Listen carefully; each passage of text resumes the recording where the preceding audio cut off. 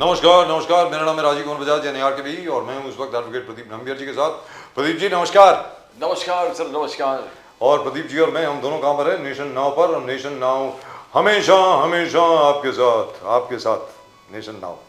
आप सब लोगों को नेशन नाउ की पूरी टीम की तरफ से जय हिंद, जय महाराष्ट्र, जय भवानी, जय शिवाजी, वंदे मातरम। वंदे मातरम। भारत माता की जय, जय Hind.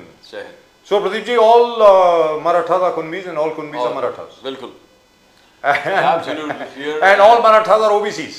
Jay, all OBCs, and then that's why Kunbi was already OBC, and now Marathas, all Marathas are Kunbis, so all Marathas are OBCs. now भुजबल साहब ने जो कहा कि अगर ऐसा हो गया तो लाखों OBCs मुंबई आ जाएंगे, अब क्या वो होगा, ये चिंता का विषय है। भुजबल साहब का रिएक्शन क्या होगा जी, बिकॉज उन्होंने क्लियर कट कहा कि मराठा कुनबी नहीं हो सकता जी। ये अलग अलग जजमेंट्स उन्होंने अपने हाथ में लेकर वो प्रेस कॉन्फ्रेंस लिए थे कि they can't be Marathas can't be Kunbis, and Jarange Patil is putting a wrong request before the government. लेकिन एक चीज तो हुई है, ये जीआर जो निकला है, Yes. जिसमें वो हैदराबाद के जीआर का हवाला दिया गया है, पुणे औंध का हवाला दिया गया है, सोलापुर का जो है वो सतारा का, नॉट सोलापुर, सतारा का जो हवाला दिया गया है। अब उन्होंने जूस भी पी लिया है, देख लीजिए। And he says that they gonna leave by 9 PM, मतलब 9 बजे तक आज़ाद मैदान खाली हो जाएगा और सब लोग वापस घर चले जाएंगे after a famous victory. So all Marathas are now Kunbis, Kunbis are already OBCs, and therefore all Marathas are OBCs. So do we have, I think we've got Mr. Ganesh Khankar with us. Ganesh Khankar Sahab of the BJP is with us right now. Can we go across to him? All right, so he's not there with us. I was told he's there with us, but apparently they're trying to connect him now. We'll ask him as to what's going on. Kyunki, how far will this GR be sustainable? That's what I want to know in legal terms. How far is it sustainable? Because you'll have to go, somebody will go to court. Somebody's bound to go to court, first to the Bombay High Court and then after that to the Supreme Court, to find out how far this is legally binding. I'm not sure. Pradeep ji, what do you think?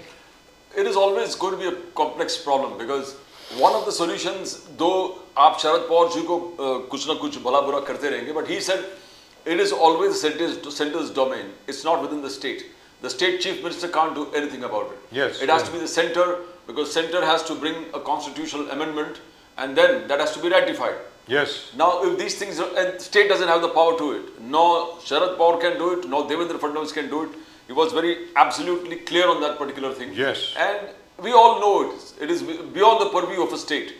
But still, under pressure, if the state has come out with a GR saying that we might do it, so let us see how it happens. And in the meantime, while we are talking, of course, about the Maratha reservation, फिलहाल south Mumbai के जितने भी लोग हैं, दक्षिण मुंबई के जितने भी लोग हैं, उन सब लोगों को congratulations.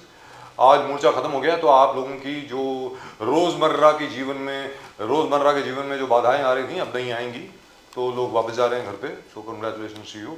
Even though very frankly speaking, I was kind of disturbed with the kind of reaction that people say in South Mumbai etc. were giving, because after all they're people of Maharashtra. ये उनकी भी राजधानी है भाई, they have a right to come here. ये क्या मतलब हुआ? क्या यहाँ पर सड़क पर आ रहे हैं, इधर आ रहे हैं, उधर आ रहे हैं, मतलब क्या हुआ ये? मतलब मेरी समझ के बाहर है। For the first time, people of South Mumbai came face to face with rural Maharashtra and they didn't like it one bit. So, but that of course is up to them. There are certain incidences which could have been avoided, जैसे बस में मारपीट हुआ, अलग-अलग जगह पर नहाने वाली बात थी कि खुले रोड पर आप नाव या फाउंटेन पर जाके पानी में डुबकी लगाना, पानी को मिसयूज करना, कपड़े उतार कर। No, what happens? What becomes an exception then becomes a rule. If people go on starting, if the crowd of about lakh of people, everybody कहाँ से करेंगे बेचारे? So the next time when Bhujbal Sahab comes in and there are 2 or 3 lakh people, then what happens? 2 or 3 lakh लोग जब आएंगे फिर क्या करेंगे? Yes, yes. फिर तो माशाल्लाह आपको। And the other thing, of course, the other news of the day is Mr. Trump has gone ballistic again. Mr. Navarro has gone crazy again. Peter Navarro has gone crazy again, and so on and so forth. अभी क्या है प्रदीप जी, सबसे बड़ी बात यहाँ पर ये है, मुझे तो ऐसा लग रहा है, क्योंकि Vladimir Zelensky, that of course is Peter Navarro, the mad fellow who's the he by the way convicted felon. He's been to jail incidentally, in case you want to know. इन साहब को जेल भी हो चुकी है, ये जो Trump साहब के इकोनॉमिक एडवाइजर हैं। He hates India. Hell of a lot of other people also hate India in the Trump universe, and the Trump universe has gone crazy. They say, look at India, look at Modi. How can Modi talk to 2 dictators? You know, Xi Jinping and Vladimir Putin. So जो Anchorage Alaska में वो कोई और Putin था, ये Vladimir Putin साहब नहीं थे, कोई और था। नंबर एक। नंबर दो, जो फील्ड मार्शल आसिम मुनीर साहब के साथ आपने दो बार उनको लंच के लिए इनवाइट किया व्हाइट हाउस पे। He of course is Gandhi in uniform, ठीक है सर, गांधी जी यूनिफॉर्म में है वो, नंबर एक। और नंबर दो, और नंबर तीन, sir Vladimir Zelensky has spoken to mister Modi twice, दो बार उनकी बात हुई है। मोदी साहब के बाद व्लादिमीर पुतिन से 4 बार हुई है कि 5 बार हुई है, और एक बार वो गाड़ी में भी गए हैं इकट्ठे पुतिन साहब के साथ, जहां पर उन्होंने यूक्रेन की भी बात कही है। कहीं ऐसा तो नहीं है प्रदीप जी के मोदी साहब की वजह से रशिया और यूक्रेन के बीच में सीज फायर हो जाएगा? And the Nobel Peace Prize might actually go to Mr. Narendra Modi. And I don't think he's bothered about the Nobel Prize. No, he's not. But you never know. Mr. Modi might get the Nobel A Prize. madman like no, we never saw the White House or the US, the public discussion जिस प्रकार से इतने निचला level US के इतिहास में कभी हुआ नहीं है। कभी नहीं We've never seen. We had all great honorable presidents who talked. When we talk, we have the compassion for humanity जो बोलते हैं, उस प्रकार का भाषण था, चाहे वो बराक ओबामा हो, रोनाल्ड रीगन से लेके आज तक आप देखो। प्रदीप जी मान लीजिए president who talked rubbish like this. Pradeep ji मान लीजिए अगर कोई हिंदुस्तानी प्रधानमंत्री इस तरीके से बात करता तो हम लोग उसको क्या बोलते? ये किस गुंडे को इलेक्ट कर दिया हम लोगों ने, ऐसा बोलते ना? So you have a hooligan in the White House. No, you have a gunda in the White House right now. The people of US have to come out and see what kind of a president we have. हमने किसको elect कर दिया कि दुरुस्त बात, बेवकूफों जैसे बात करते हैं, और इतने लेवल जो डिस्कोर्स के इतने नीचे लेवल तक लेके आए जो यूएस हिस्ट्री में नहीं हुआ। यूएस प्रेसिडेंशियल हिस्ट्री में कोई भी प्रेसिडेंट इस प्रकार से निचला लेवल पे बोलना कि तेल उधर मिला है, देखो इंडिया तेल लेने आएंगे, वहां से खरीदे, क्या है? What kind of discourse? And you have the right hand man of US President Trump saying that Brahmins are going to profiteering from the Russian oil.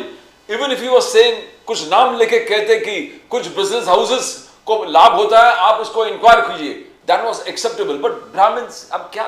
अब ये कास्ट वॉर ऑलरेडी चल रहा है, मुंबई में मराठा आंदोलन चल रहा है, पूरे देश में अलग अलग आंदोलन चल रहा है, ओबीसी के आंदोलन चल रहे हैं, तो उस वक्त ब्राह्मण के कोट करना, he might not mean it as you said, but he has quoted. I am sure he meant it. I am sure he meant it. They're not such idiots. Yes. Even though they look like idiots and they talk like idiots, they're not such idiots. But at the same time, let me tell you this: the very fact that Mr. Modi has not replied, वो कहते हैं ना पत्थर में, gutter के अंदर अगर आप पत्थर मारोगे तो छींटे आप ही के ऊपर पड़ेंगे। इसलिए मोदी जी ने इन भाई साहब को रिप्लाई नहीं किया है। उसके बावजूद कि इसने अपने ट्रुथ सोशल पे ट्वीट किया है 2 बार कि I have talked about Modi so many times, he is not even replying.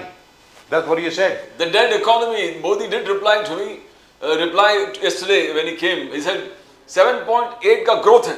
That's right. We have surpassed all expectations. And today, देश दुनिया में ऐसे इतिहास कोई ने रचा है जो हमने रचा है where economic growth is concerned. So that answers. And Pradeep ji, the first semiconductors, first semiconductors manufactured in India today. Mashallah, zabardast. I am so happy. I am so happy. I am so happy about it. Really and truly wonderful. Right, in the meantime, I think we've got a couple of guests. Let's go straight across to them. Can we go across to our guests? Okay, really and truly lovely. We've got Mr. Nizamuddin Rain with us, and we've got Ganesh Khankar Saab with us. Wonderful. Ganesh Khankar Saab, namaskar. Namaskar, sir. Namaste, namaste. How are you, sir? Namaskar, namaskar. I'm fine, sir. Wonderful, wonderful to see you, sir. Absolutely wonderful to see you. और निजामुद्दीन रहीम साहब, बड़े दिनों के बाद आपसे मुलाकात हो रही है. Thank you so much. मुझे लग रहा है गणपति में शायद बिजी रहे होंगे. निजाम साहब कैसे हैं? निजाम साहब कैसे हैं? सब ठीक है? एकदम बढ़िया. Wonderful sir, wonderful. सबसे पहले गणेश खानकर साहब, आज आपसे शुरू करते हैं. गणेश खानकर साहब, नंबर 1, मराठा एजिटेशन जो है वो आज समाप्त हो गई. अब जितने मराठा हैं वो सब कुंभी हैं, according to the Maharashtra government GR. Maharashtra सरकार के जीआर के मुताबिक सभी मराठा कुंभी हैं और सभी कुंभी मराठा हैं. अब भुजबल साहब ने यह कहा है कि अगर ऐसा हो गया, क्योंकि कुंभी सारे पहले उनको ओबीसी की रिजर्वेशन मिली हुई है, भुजबल साहब ने यह कहा है कि अगर ऐसा हो गया तो हम भी लाखों लोगों को लेके आएंगे मुंबई में. अब आप बोले गणेश खानकर साहब, प्लीज गो अहेड. सर ऐसा है कि इस समय महाराष्ट्र की राजनीति में जी ये सारी लड़ाइयाँ शुरू हो चुकी है और हम देख सकते हैं कि भाई मराठा समाज की अपनी कुछ मांगे हैं जिसके लिए मनोज जरांगे पाटिल आंदोलन कर रहे थे। आज हम इस बात की चर्चा नहीं करेंगे वो किस भाषा का प्रयोग करते हैं या किसके उकसाने पे सारा चल रहा है, लेकिन ये बात तो सच है कि अभी की स्थिति में महाराष्ट्र की राजनीति में जितनी द्वेष एक दूसरे के प्रति बन रहा है धीरे धीरे, इसके पहले कभी था नहीं।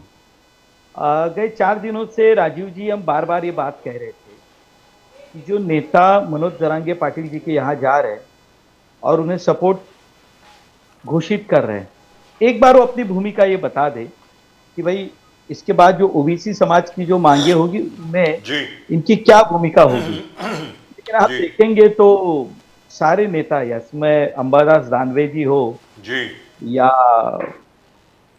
शरद पवार जी तो बात को टाल गए, कांग्रेस के नेता हो यूबीटी के नेता हो, ये सारे नेता गोल गोल घुमा के जवाब दे रहे थे। कोई ये भूमिका बता नहीं रहा था कि भाई ये जब रिजर्वेशन देंगे तो किसके कोटा से देंगे और यदि ये बात ओबीसी समाज ने उठाई तो उसके बाद उनकी क्या भूमिका होगी। अब ऐसा है कि ये जीआर आने के बाद अब एक्चुअली रिजर्वेशन कितना मिलेगा, कितना, ये इसकी और क्लेरिफिकेशन जाने के लिए राजीव जी थोड़ा हमें समय देना पड़ेगा। दुरुस्त बात, तो क्वाइट ट्रू। दो बातें इसमें जो बार बार आती है, एक तो जो इकोनॉमिकली वीकर सेक्शन के लिए फडणवीस जी ने जो 10% का आरक्षण रखा था और उनकी ये एक भूमिका थी कि इसके जो आर्थिक दृष्टि से लोग कमजोर है उन्हें इसका फायदा मिले, जी वो आरक्षण 10% का था। अब जो कुणबी समाज के लिए आरक्षण रखा है उसकी मर्यादा तो उससे बहुत कम है। अब ये बार बार हम कुणबी के विषय को लेकर जो चल रहा है, जिसके बारे में आज सरकार ने बातें मान ली है, लेकिन इसमें जो गैजेटियर है और जिसकी नोंद होने की जो बात है, अब धीरे धीरे इसका क्लेरिफिकेशन होते जाएगा कि एक्चुअली कितने बड़े वर्ग को इसका फायदा मिलने वाला है। दूसरी बात, आज आपने जो सवाल पूछा, अब देखिए ये घोषणा होने के बाद अभी तक ओबीसी समाज की ओर से ये घोषणा नहीं आई है। हमने बार बार ये भूमिका रखी कि भाई आरक्षण देना चाहते हैं, कहीं ना कहीं जब ये करने का समय था वो समय निकल गया। एक तो बड़ा समय था जब 1987 में शरद पवार जी फिर से मुख्यमंत्री बने, महाराष्ट्र के कांग्रेस में आए और वे मुख्यमंत्री बने, और 89 के समय जब वीपी सिंह जी देश के प्रधानमंत्री बने और मंडल आयोग की रचना हो रही थी, तब उस समय ये दोनों समय शरद पवार जी महाराष्ट्र में मुख्यमंत्री थे। महाराष्ट्र से जो बात केंद्र की तरफ जानी चाहिए थी वो उस समय गई नहीं और उसका नतीजा आज तक ये महाराष्ट्र का मराठा समाज भुगत रहा है। और मुझे लगता है कि आज जीआर आने के बाद कम से कम समाज में एक आत्मविश्वास की वृद्धि होगी और उनकी जो मांगे हैं उन मांगों के प्रति हमने एक कदम आगे बढ़ा है। ये मुझे लगता है कि आज के घोषणा के बाद ये जरूर महसूस होगा। और आपको कानकर साहब, शरद पवार साहब ने कहा कि state has no authority, the state CM को कोई अधिकार नहीं है। शरद पवार साहब ने कहा it has to be done by the centre, जो 50% लिमिट आगे बढ़ाने वाली बात है, and that is to be ratified by the act of court, parliament and the court. The state has no role, Fadnavis साहब कुछ नहीं कर सकते। तो ये फिर क्या सॉल्यूशन आ गया? जीआर निकालना फडणवीस साहब ने, मनोज जरांगे पाटिल जी ने उसको एक्सेप्ट करके आज 9 बजे तक पूरे मुंबई खाली करने वाले हैं। तो ये अचानक ये बदलाव कैसे हो? पवार साहब कुछ बोल रहे हैं और कुछ और हो गया यहां पर। खानकर साहब, नहीं देखिए सर, इसमें एक बड़ी बात यह है, हमको समझना पड़ेगा, जब रिजर्वेशन के बारे में हम बात करते हैं ना सर, तो ऐसा है कि महाराष्ट्र में जिस किसी क्लास को हमने रिजर्वेशन में डाला होगा, it's not necessary Madhya Pradesh में उसी क्लास को रिजर्वेशन के दायरे में लाया गया होगा, उत्तर प्रदेश में लाया होगा या गुजरात में लाया गया होगा। गुजरात में जिस कास्ट को उन्होंने वहां पर रिजर्वेशन में डाला है, शायद महाराष्ट्र में वो कास्ट उसमें नहीं होगी। ये सब बहुत बार होता है। तो ये जो सारी क्लासिफिकेशन जो होता है वो स्टेट की ओर से ही जाने की जरूरत होती है। पवार साहब जो बातें करना है वो करे, लेकिन ऐसा है कि जब 89 में ये बात वीपी सिंह जी तक गई थी, उस समय उन्होंने क्लियर कट कहा था कि ये जो प्रपोजल है ये स्टेट की ओर से आने की बड़ी आवश्यकता है। और उस समय शरद पवार जी ने इस विषय में ध्यान दिया होता तो शायद आज ये बात कहने की उन्हें नौबत नहीं आती। ये मैं आपको क्लियर कर देता हूँ, क्योंकि स्टेट वाइज हर किसी कास्ट की एक अपनी आइडेंटिटी अलग अलग अलग होती जाती है। Ji Dhruv, so what happens sir, before I go to Nizam sahab, Ganesh Wankar साहब, थोड़ी सी कंफ्यूजन यहाँ पर मेरे दिमाग में ये है, जो शिंदे कमेटी है उसका क्या होगा अभी? क्योंकि जीआर तो अब निकल गया, जितने कुनबी हैं सब मराठा हैं, जितने मराठा हैं सब कुनबी हैं, तो अभी शिंदे कमेटी क्या करेगी सर? नहीं नहीं नहीं नहीं, ऐसा है साहब, जीआर निकला है। जी जीआर निकलने के बाद उन्होंने क्लेरिफिकेशन भी कहा है कि जिसकी नोंद होगी, जिसको नोंद होगी उसको इसका फायदा मिलेगा। और पहले के तुलना में अब ये जो कास्ट वैलिडिटी का जो मैटर होता है, जिसके लिए बहुत समय लगता है, तो वो जितना जल्दी हो सके वो करने का हम प्रयास करें। right, so, but still I'm not really sure exactly what's happening, because after all this recommendation will go to the center will take a look at it, and after that we'll have to see whether or not a constitutional amendment has to come in, even though I don't think so, very frankly speaking. This is within the state's powers. But the only thing is, Ganesh Kankar साहब, you understand very well कि OBCs में include करने के लिए, मतलब जो मंडल commission का जो ओबीसी का जो ओरिजिनल एक्ट था, जो 1994 में इंप्लीमेंट हुआ, आपको याद ही होगा, वैसे नरसिम्हा राव साहब थे प्रधानमंत्री उस वक्त, उसमें क्या संशोधन लाने की आवश्यकता नहीं पड़ेगी सर इसमें, कानगर साहब? नहीं, ये राजीव जी ऐसा है कि ये कास्ट और ये सब जो रिजर्वेशन की सब जो बातें आती है, तो उसका एक डेटा होता है, जो फिगर होता है, जो प्रेजेंट करना पड़ता है। जीआर निकला, इसका मतलब ये है कि हम एक कदम उसके लिए आगे चल पड़े हैं, लेकिन ये आपको क्लियर करना पड़ेगा कि इकोनॉमिकली ये सारे वीकर सेक्शन में आते हैं, इनकी संख्या इतनी है, ये जो सारी बातें हैं ना साहब, वो करनी पड़ती है, उसके बगैर ये आगे नहीं। Sir, I don't think economically weaker section counts over here, it is socially weaker section, socially backward, क्योंकि ओबीसी तो सोशली बैकवर्ड है ना सर, ईडब्ल्यूएस नहीं है। नहीं नहीं नहीं, आप समझे नहीं, मैं ये कह रहा हूं, आप जो बात कह रहे हैं मैं उसी को दुरुस्त कर रहा हूं। सोशली बैकवर्ड के साथ साथ अभी को जो उनकी स्थिति है ना सर, जब हम किसी को रिजर्वेशन देते हैं तो सोशली वो आज कहां पर खड़े हैं, उनकी क्या स्थिति है, उन्हें आरक्षण देने की क्या आवश्यकता है, ये बातें भी तो कर रखनी पड़ती है ना sir. I am still not sure. For example, जितने सुनार हैं महाराष्ट्र में, निजामुद्दीन रहीम साहब, सुनने वाली बात है, जितने सुनार हैं for example including Tribhuvandas Bhimji Zaveri, उनको रिजर्वेशन है सर। हमारे फ्रेंड निर्मल जवेरी, उनके बेटे Samrat Zaveri, they are multi billionaires, but they are entitled to reservation sir. नहीं, उसकी बात ऐसी है कि देखिए, ऐसा है, जब ये रिजर्वेशन की बातें आई, मैं आज भी आपको बता रहा हूँ जी, कुछ समाज के उस समय के नेता थे जिन्हें ये महसूस हुआ कि आगे चल के हमारे कितने पीढ़ियों को इसका लाभ लेना है, तो हमें रिजर्वेशन में जाना पड़ेगा। याद कीजिए, जब पहले ये रिजर्वेशन आया तो कितना था साहब, 17%। जी, शुरुआत 10% से हुई थी, देन 17%, 17% से 21%, उससे फिर 27%, 27 से 32, 32 से 37, और लास्ट में वो आकर रुका है 50% तक। उस समय रिजर्वेशन में जाना, यानी उस समय के समाज के लोगों को लगा होगा, भाई हम रिजर्वेशन लेके इनके साथ में जाकर क्यों बैठे हुए यार, फॉरवर्ड्स, ये हो सकता है ना साहब। अब उस समय उस समाज के नेताओं ने दिमाग चलाया और उन्होंने रिजर्वेशन ले लिया, अब जिसका फायदा अभी की पीढ़ियां उनकी ले रही है। करेक्ट है। जैसे संभाजी भिड़े साहब कहते हैं कि जैसे किसी शेर को शिकार करने के लिए ट्यूशन लेने की जरूरत नहीं पड़ती, इसलिए मराठा को रिजर्वेशन की जरूरत नहीं है, ऐसा उनका मानना है। खैर, अब बाकी लोग जो यहाँ पे आजाद मैदान पर जो बैठे हैं वो उनके साथ एग्री नहीं करते। निजामुद्दीन रहीम साहब, तो अब तो आरक्षण मिल गया, जीआर आ गया, आरक्षण, जितने मराठा हैं वो सब कुनबी हैं, सब कुनबी मराठा हैं। और मैं एक चीज देख रहा था, अगर आपने नोटिस किया हो, मनोज जरंगे पाटिल साहब जो हैं, उन्होंने हर एक चीज के बारे में बात करी, मराठवाड़ा के बारे में, खानदेश के बारे में, वेस्टर्न महाराष्ट्र के बारे में, सिर्फ कोंकण की बात नहीं करी निजामुद्दीन रहीम साहब। तो आप इसको कैसे देखते हो कि मतलब ये देवेंद्र फडणवीस सरकार की बहुत बड़ी जीत है कि मना लिया उन्होंने जरंगे पाटिल साहब को?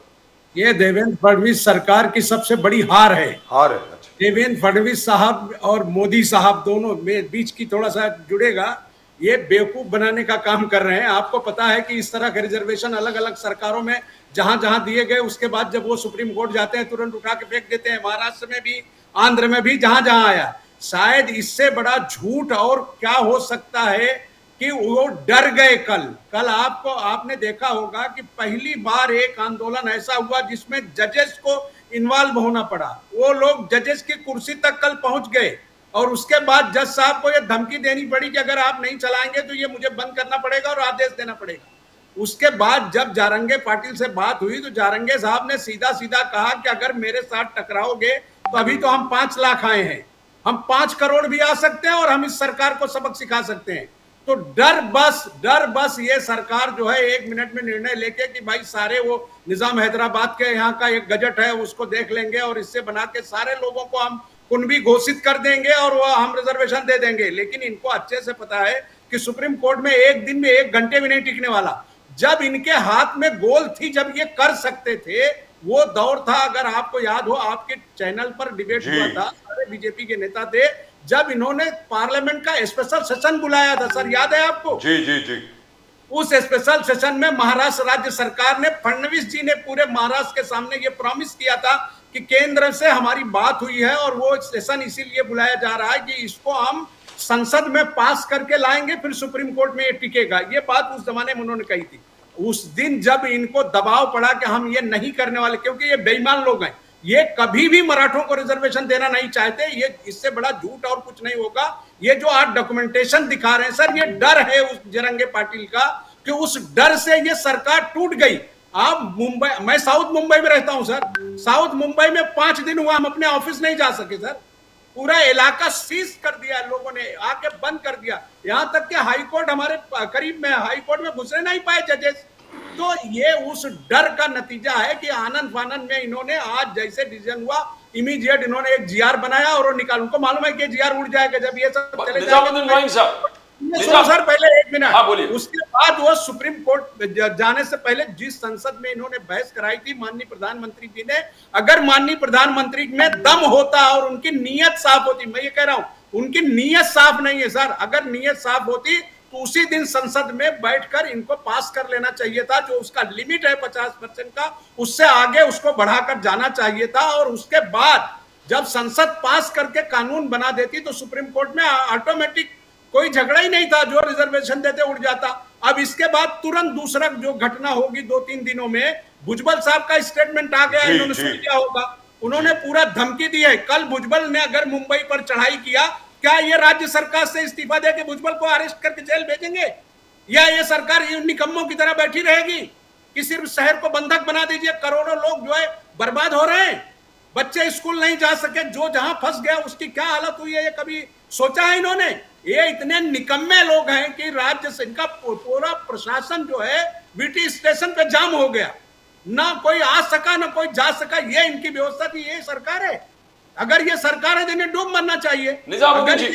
अगर ये गलत है, सुनिए, अगर ये गलत है, आज भी मैं आपको दावे से कह सकता हूं, मैं 2 मिनट को पूछ लेता हूं एक अपना, हम आप भी फिर मिलेंगे इसी रिजर्वेशन को। 85% राहुल गांधी जी, तेजस्वी यादव, राहुल गांधी जी तेजस्वी यादव ने कहा 85% रिजर्वेशन देंगे निजामुद्दीन जी। जब 50% नहीं हो रहा तो राहुल गांधी जी तेजस्वी यादव ने कैसे कहा 85% रिजर्वेशन हम देंगे? तो आप लोगों को भड़का रहे, आपको लोगों का काम तो करना नहीं है। 80, अब चुनाव में कहां से 85% का घोषणा हुआ? निजामुद्दीन जी, जब 50% आपके बात करते हैं नहीं हो रहा है तो 85% का वादा कैसे? वोट अधिकार के जनसभा पे ऐलान हो गया है, 85% कैसे करोगे बिहार देंगे? सुनिए आप, हाँ, ये राहुल गांधी ने जो कहा है वो बिल्कुल सही कहा, 85% देंगे। सर उनकी नीयत साफ है, पहले सुनिए आप, हाँ, उनकी नीयत साफ है, वो संसद के अंदर वो बिल ले आएंगे और सारे सांसद मिलकर, क्योंकि संसद बना इसीलिए है, सुप्रीम कोर्ट संसद से आगे नहीं जाएगी जब आप कोई कानून संसद में बनाएंगे, क्योंकि ये राज्य सरकार का कायदा नहीं है, ना राज्य सरकार को ये पावर है किसी को रिजर्वेशन दे। अगर था तो हाउस में पास हुआ रिजर्वेशन मुसलमानों का, क्यों आपने उड़ा दिया? क्यों आपने उनका रिजर्वेशन कैंसिल किया? अगर आपके विधानसभा में दम थी या आपके राज्य सरकार को पावर थी, तो राज्य सरकार को कोई पावर नहीं है रिजर्वेशन डिसाइड करने का। राज्य सरकार एक बॉडी है इंप्लीमेंट करने के लिए, कि अगर केंद्र सरकार ने सुप्रीम कोर्ट के माध्यम से या संसद के माध्यम से अगर कोई कानून आया है वो उसको इम्प्लीमेंट करेगी, अपने मर्जी से कोई रिजर्वेशन नहीं दे सकती। तेजस्वी यादव ने ये कुछ नहीं कहा, उन्होंने कहा कि चुनाव जीतने के बाद 85% रिजर्वेशन हम देंगे, 85% रिजर्वेशन हम देंगे, ये राहुल गांधी की बगल आपने में बैठे राहुल थे। गांधी का स्टेटमेंट, आप पूरा उनका स्टेटमेंट निकाल लो ना, आपके पास नेट पे सारा स्टेटमेंट है। राहुल गांधी ने ये कहा है कि हम जब सरकार में आएंगे तो हम इसका कानून बनाएंगे, क्योंकि जब ये स्पेशल कोर्ट, जब स्पेशल संसद इन्होंने बुलाया था सदन का, उस जमाने में भी राहुल गांधी ने कहा था कि यही एक रास्ता बचता है रिजर्वेशन का कि हम संसद में इसको पहले पास कर ले, पास करने के बाद उसको कानून बनाकर हम सुप्रीम कोर्ट में 60 भेजेंगे। साल में तब आप कर बीजेपी का सकेंगे। पूछना है, 60 साल में आप जो नहीं चीज किए। किसी को पावर ही नहीं है वो कैसे जीआर निकाल रहे हो, तो टोटल इलीगल 60 है। साल लगा, आज नहीं, आपने 4 नहीं दिन में किया। आने वाला है। 60 साल में आपको वक्त नहीं मिला, यही बीजेपी का पूछना है। अब शरद पवार जी बोल रहे हैं ऐसा करना बीजेपी चाहिए। 11 राहुल साल गांधी में जी क्या बोल कर रहे रही है उसका हिसाब देना।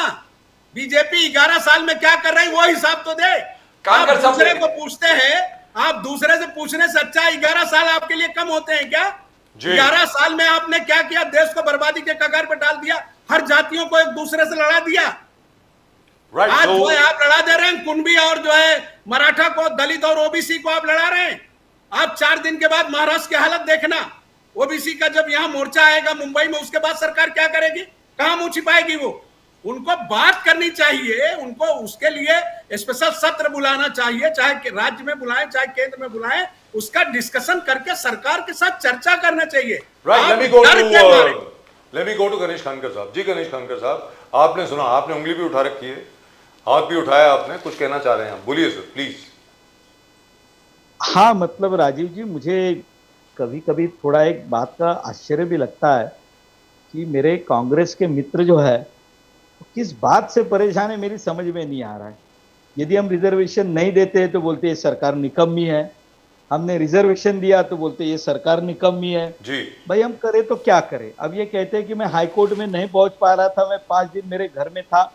अब शायद कोई मराठा आंदोलक इनको पकड़ ले, इनको किडनैप करके पूछ ले, भाई आप आरक्षण देने वाले नहीं देने वाले, इस डर से कई घर में छुपे थे, वो तो मुझे पता नहीं।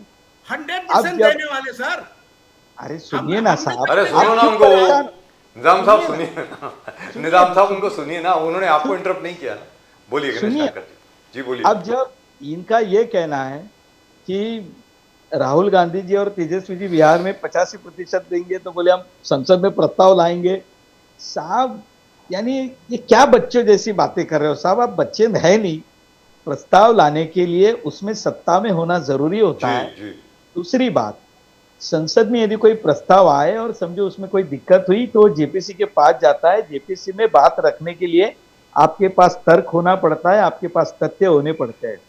दूसरी बात, ये जो बार बार कह रहे हैं, तो मैं इन्हें पहले ही बता चुका हूं कि आज जो कोई कार्रवाई हुई है, जो जीआर निकला है, इसका और क्लियरिफिकेशन होगा। उन्होंने उसमें जो हैदराबाद गजेटियर की बात की है, तो गैजेटियर में जो सारे नोट्स होते हैं, वो नोट्स को क्लियर करने के लिए एक अलग सिस्टम होती है, उसका एक समय लगता है।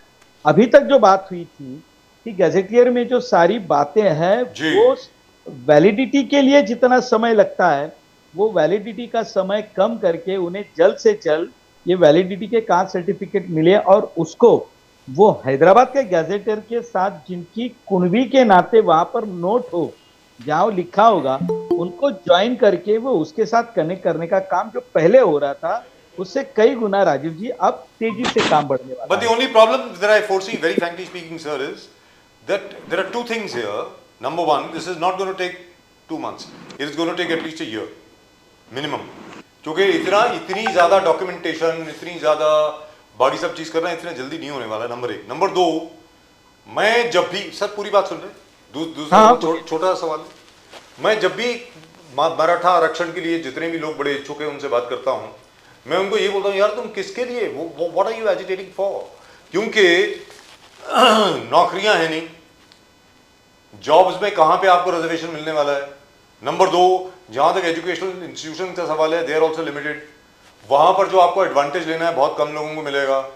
तो how do you resolve this? I mean very frankly speaking, एक छोड़ दीजिए, आप बीजेपी में हैं, निजाम साहब कांग्रेस में हैं, मैं एक हिंदुस्तान के एक ओवरऑल पिक्चर से मैं आपसे पूछ रहा हूं sir, where are we going?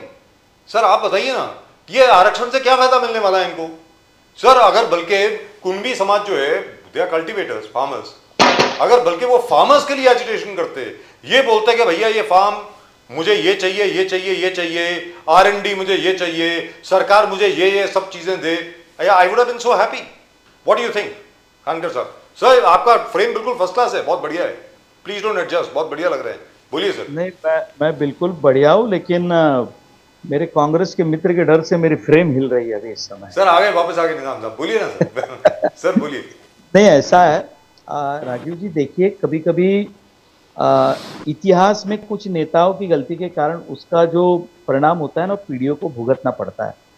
देखिए महाराष्ट्र में जब एजुकेशन में प्राइवेटाइजेशन आने की बात हुई जी तो आप देख सकते हैं सर कि इस समय महाराष्ट्र में उत्तर भारतीयों के लिए माइनॉरिटीज के कॉलेजेस है, जी गुजराती समाज के लिए माइनॉरिटीज के कॉलेज है, जबकि हम मराठा लोगों के लिए ऐसी कोई सिचुएशन नहीं मिली। जबकि सबसे ज्यादा जिसे हम शिक्षण सम्राट कहते हैं ना, कांग्रेस के नेता है DY पाटिल, कदम फैमिली, पतंगराव कदम, जी हाँ, मैं नाम नहीं यानी बहुत बड़ी हाँ, लंबी सभी लोग हैं सर, सभी लोग हैं, सभी। बराबर है। जी अब ये विषय कहाँ आता है कि जब हमारे बच्चों को, जब किसी को 50% मिलते हैं उसे एडमिशन मिल जाता है और हमारा 80% वाला बच्चा उसका माँ मुंह ताकते रहता है कि भाई मुझसे क्या गलती हो गई।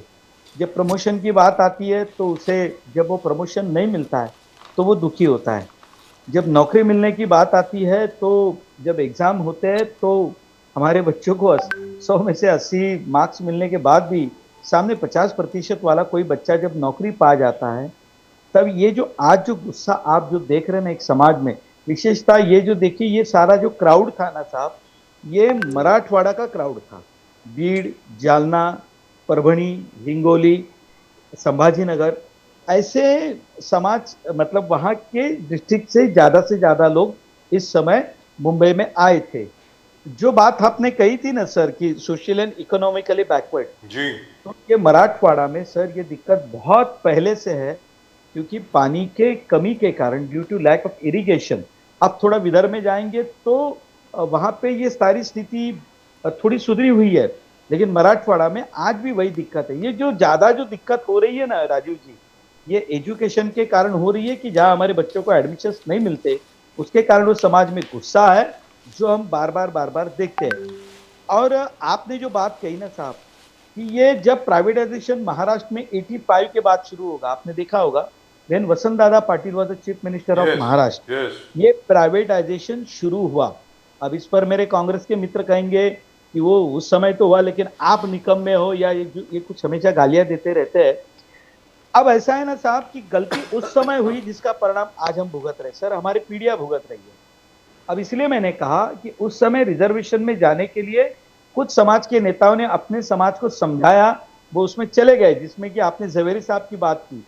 सोनी समाज साहब गए रिजर्वेशन में, उनको फायदे मिल रहे हैं। हमारे मराठा उस समय नहीं गए, और जहाँ 27% पे हम थे और मंडल आयोग आगे बढ़ने वाला था, उस समय मराठा समाज को हम स्पेसिफिकली ये हम पीछे ये बताकर हम कर सकते थे, लेकिन उस समय के कांग्रेस के नेताओं ने ये नहीं किया, जिसका परिणाम आज कानकर साहब जब मनोज जरांगे पाटिल आए थे आजाद मैदान में, फडणवीस साहब वॉज क्लियर।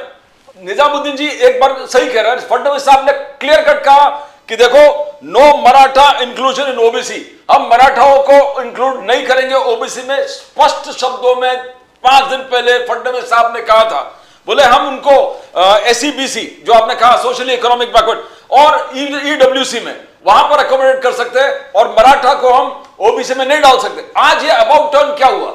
आज ये अचानक 5 दिनों के बाद खानकर साहब ये क्या अबाउट टर्न हो गया?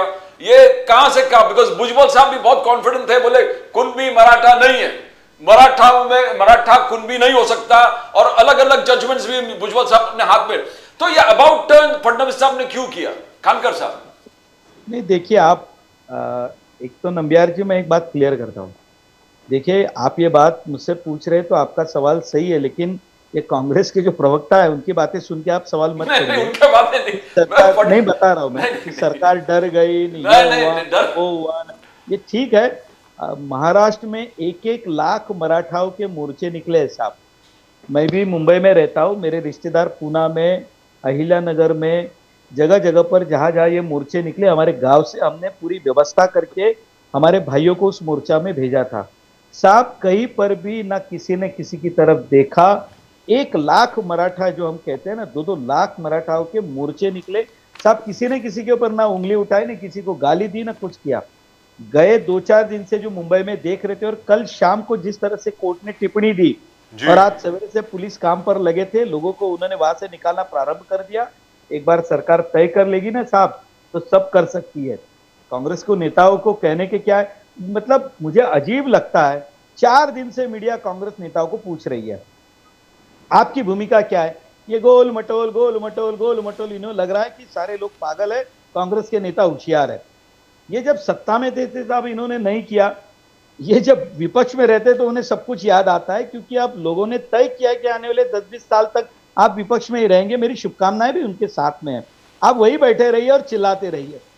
बात ऐसी है कि जब ये विषय होता है तो कांग्रेस का कोई एक तो नेता ये सामने कहता कि भाई ये कांग्रेस पार्टी की ये भूमिका है। आपने जो मुझसे नंबियार जी सवाल पूछा कि फडणवीस जी ने, तो मैं आपको फिर से बता देता हूं कि हमने हैदराबाद गैजेटियर की जो बात की और जो कुर्मी की बात है, जो कुर्मी सर्टिफिकेट देने की बात है, उसका क्लियरिफिकेशन आने में 2 दिन का कम से कम समय जाएगा। आप थोड़ा रुकिए। और मैं ये पहले कह देता हूं, देखिए ये 2 बातें हैं। जब आपको रिजर्वेशन की लिमिट बढ़ानी है तो उसके लिए एक कानून अलग से बना हुआ है। मैं अब ये कांग्रेस के प्रवक्ता से पूछता हूं, यदि कल ये रिजर्वेशन की भूमिका करने के लिए यदि ये प्रस्ताव आया, तो क्या कांग्रेस पार्टी ओबीसी रिजर्वेशन के बारे में खुलकर हमारे साथ आएगी? ये भूमिका नहीं रखते साहब, ये मजा लेने का काम करते हैं। सर आएंगे, उस they don't समय have a ये- choice. What choice have they got? क्या बात कर रहे हो? नहीं, राजीव जी आप समझे नहीं मेरी बात। 4 दिन से लोग इनके नेताओं से पूछ रहे हैं, जी। ना तो इनके पटोले साहब ने कुछ कहा, हर्षवर्धन सत्ता इनके प्रदेश के नेता वो तो मीडिया से गायब है, एक भी बात बता नहीं रहे ना कोई नेता। एक बार बताइए ना, आप सरकार पे टीका टिप्पणी कीजिए, आप कह रहे हैं कि भाई हम निकम्मे हैं, हम ये है, गए गुजरे, हम डरे, भाई हम जैसे हैं वैसे हैं, आपके सामने बैठे हैं। लेकिन कम से कम आप ये नहीं कर रहे हो, तो ये हमारी भूमिका और ये हमारी मांग है, ये हमारी बात है। यदि आप ये करते हो तो हम आपके साथ में खड़े हैं। मुझे एक बार कांग्रेस के प्रवक्ता इनके जी। किसी नेता का तो नाम निजाम दे साहब- और ये बताए कि हमारे ये नेता ने ये बात कही। निजाम साहब ये बात तो सारे ठीक के सारे है। पूछने से गायब हो पहले जाते। मेरी बात समझे आप। मैं सुन रहा हूँ खामकर जी को, खामकर जी की पूरी राजनीतिक करियर को भी मैं जानता हूँ और कहां से आते वो भी जानता हूँ। अभी कल के सारे अखबार उठा लीजिए, राज्य के मुख्यमंत्री महोदय का स्टेटमेंट है कि मैं एक भी देने वाला नहीं हूं, ये इसमें कोई निर्णय नहीं करूंगा। ये कल के सारे अखबारों में मुख्यमंत्री का बयान है। एक रात में क्या हुआ, मैंने आपको बताया कि जुडिशियरी ने कल जब डंडा किया ना, तब राज्य सरकार के को समझ आया कि ये कर दो, उसके बाद ये यहां चले जाएंगे, मैं देख लूंगा। अगर हमारे भाई डंडा जो हमको बीजेपी के नहीं प्रवक्ता दिया। खामकर थोड़ा साहब हैं, समझो, इनमें कोर्ट दम का है ना। डिसीजन सर आप सुनो ठीक ना, से हम पढ़ो आपको चुप मालिक। सुन रहे थे ना सर, हम आपको चुपचाप सुन रहे थे ना। राजीव खामकर जी साहब जरा सुन रहे थे इनको ना हम बताइए आपको। कोर्ट का डिसीजन क्या सर था? अगर दम ये है क्यों तो गलत आप बात जो है कह रहे हैं भुजबल को साहब? आज बर्खास्त कर दो।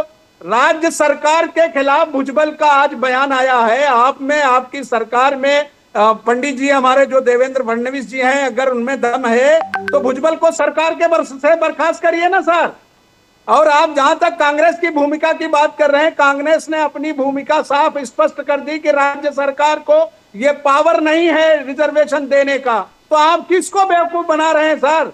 और अभी आपने कहा कि वो पिछड़ा था और जो आंकड़े हैं उनको, तो दलितों में जिनके पास बहुत पैसे आ गए हैं, क्या वो अपना रिजर्वेशन छोड़ेंगे क्या सर? आप ऐसी बात करके लोगों को क्यों उलझा रहे हैं? आप चाह रहे हैं कि दलितों से भी लड़ाई हो। अगर दलित में 10%, 20% हायर पैसे वाले आ गए, अच्छे एजुकेशनिस्ट आ गए, तो आप उनको रिजर्वेशन से निकाल देंगे क्या? ऐसी बात करिए सर जो किसी को हजम हो। बीजेपी के पास सिवाय झूठ बोलने, जब आपको पता है कि संसद के अलावा कोई चारा नहीं बचता इस रिजर्वेशन को सर्टिफाई करने के लिए और पास करके कानून बनाकर देश में जी। देने के लिए, तो आप झूठी आश्वासन क्यों दे रहे हैं सर? आप झूठा आश्वासन दे रहे हैं देश के सामने, मीडिया के But सामने। महाराष्ट्र एक यही निजाम साहब, काम एक आपके सेकंड, 11 एक वर्षों में सेकंड, देश निजाम को साहब। बर्बाद करते आए। राजीव जी, राज्य राजीव जी। सर मैं सरकार पूछ लूं क्या, अगर आपकी इजाजत हो निजाम साहब। राजीव जी, एक राजीव सेकंड, जी। सर प्लीज निजाम साहब, आप झूठा आश्वासन क्यों बोल रहे हैं? हो सकता है कि बड़ी सिंसियरली काम कर रही हो सरकार कि भाई हम पूरी लेकिन कोशिश सर, करेंगे। जो सर चीज सर सर पॉसिबल ही नहीं है, इसी तरह के रिजर्वेशन जहां जहां आए, मैं ये नहीं कहा, मेरी सरकारों में भी आए थे, हमारी सरकार में भी उड़ाना पड़ाना सर, सुप्रीम कोर्ट ने उठा के फेंक दिया। आपको याद होगा कर्नाटका में जो याद है सर, उन्होंने दिया याद था, है। सुप्रीम कोर्ट ने उठा के फेंक दिया। याद है, तो राज्य सरकार को लेकिन जब यहाँ power पर ही निजाम नहीं है, तो साहब, आप किस चीज के लिए कर रहे हैं? निजाम साहब एक छोटी सी चीज मैं आपसे जानना चाहता हूं, छोटी सी बात। शरद पवार साहब की स्टेटमेंट आई थी, उन्होंने कहा कि अगर तमिलनाडु में 72% मिल सकता है तो महाराष्ट्र में क्यों नहीं मिल सकता, ऐसा शरद पवार साहब ने कहा। उसके बाद उन्होंने अपनी स्टेटमेंट बदली। तो मैं आपसे जानना चाहता हूं शरद पवार साहब की कौन सी स्टेटमेंट पर विश्वास करें जब जरंगे पाटिल। सर का विषय नहीं है सर, हम तो इसके भुक्तभोगी हैं कि 3 राज्यों में जिन्होंने राज्य सरकारों ने रिजर्वेशन को अपने यहां बढ़ाया, वो रिजर्वेशन ऑलरेडी उड़ गया और उसको फेंक दिया सरकार, कोर्ट ने उठाकर। तो जब जजमेंट की कॉपीज आपके पब्लिक डोमेन में है तो बहस किस बात की? कौन सा नेता क्या कह रहा है, मुझे क्या लेना था? No, but then why- तो कांग्रेस का स्टैंड क्यों नहीं बयान कर रहा?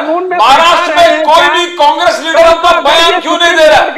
ना पृथ्वीराज चौहान कुछ बोल रहे हैं, ना आपका हर्षवर्धन सतपाल जी कुछ बोल रहे हैं, ना पृथ्वीराज चौहान जी कुछ बोल रहे हैं। कोई भी आपका नेता जो है कांग्रेस का कोई स्टैंड नहीं ले रहा ना इधर। या तो फिर आप कहा कि जरंगे पाटिल जी आप गलत कर रहे हो, ये स्टेटमेंट नहीं हो सकता, मोर्चा लेके क्या करोगे? ये भी स्टेटमेंट नहीं दे रहे हो आप, कुछ नहीं, उल्टा आप बोल रहे हो 85% नहीं हो सकता। मैं आपको वही तो कह रहा हूं कि हो सकता है। तो फिर वादा क्यों कर रहे हो कि हम 85% रिजर्वेशन नहीं है?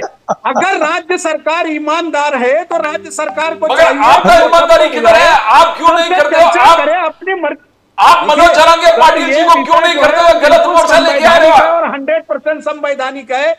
जब तक आप इसको संसद से पास करेंगे नहीं, तब तक आप तो आपका स्टैंड क्या है? आप क्यों नहीं कहते मनोज जरंगे पाटिल जी को कि आप गलत कर रहे हो? आप पब्लिक को लेके, मराठवाड़ा के पूरे पब्लिक को यहाँ पर लेके गलत कर रहे हो। कौन कह सकता है? कौन कह सकता है कि आप गलत कर रहे हैं? ना आप बोल रहे हो कि नहीं होगा तो बोल दो भाई, आपको अधिकार है अपनी लड़ाई के लिए, ये लोकतंत्र है।